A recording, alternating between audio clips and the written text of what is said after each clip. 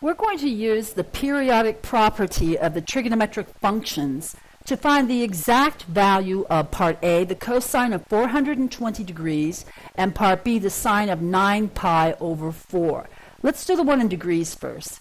The cosine of 420 degrees is equal to the cosine of 420 minus 360 because it's periodic. It repeats every 360 degrees. So it's going to be the cosine of 180 degrees. It's equal to the cosine of 180 degrees.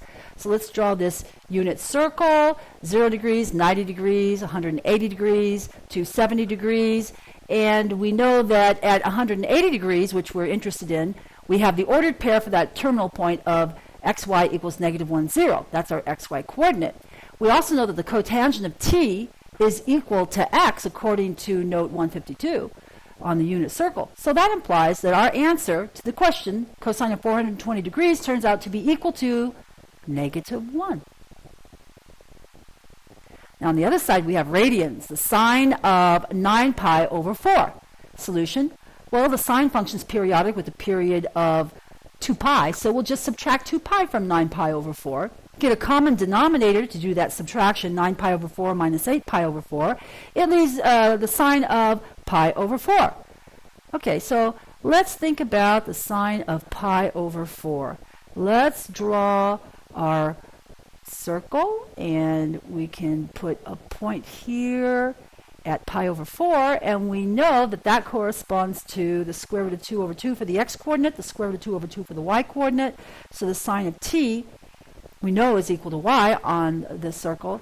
Therefore, we can summarize that.